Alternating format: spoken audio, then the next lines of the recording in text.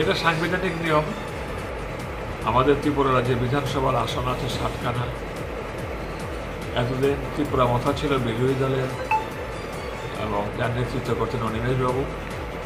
ত্রিপুরা মথা যখন ভারতীয় জনতা পার্টিকে সমর্থন করলো এলআই পার্টি হিসাবে, অটোমেটিকলি ত্রিপুরা মথা এবার চলে এলো শাসক দলে সাপোর্টার হিসাবে, এলআই পার্টি হিসাবে। তো out of 60 number MLAs, CPI have 10 numbers.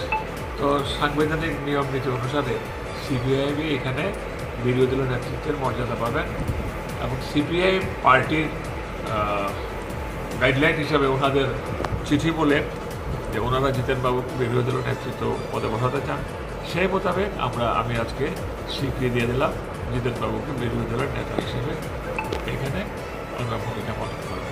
Sir,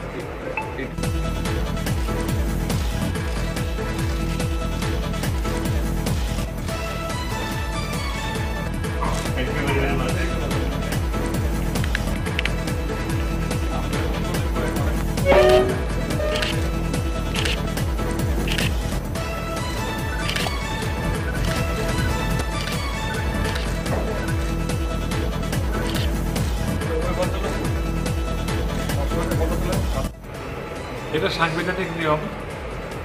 আমাদের ত্রিপুরা রাজ্যে বিধানসভার আসন আছে 7খানা।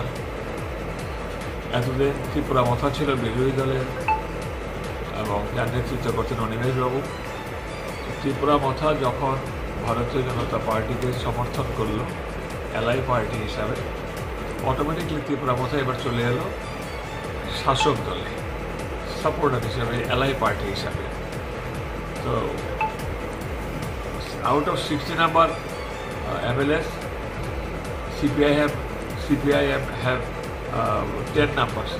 তো সাংবিধানিক নিয়ম নীতি অনুসারে সিপিআই এখানে বিরোধী দলের নেতৃত্বের মর্যাদা পাবেন এবং সিপিআই পার্টির গাইডলাইন হিসাবে ওনাদের চিঠি বলে যে ওনারা জিতেনবাবুকে বিরোধী দলের নেতৃত্ব পদে বসাতে চান, সেই মোতাবেক আমি আজকে স্বীকৃতি দিয়ে দিলাম জিতেনবাবুকে বিরোধী দলের নেতা হিসেবে এখানে আমরা ভূমিকা পালন করতেছি।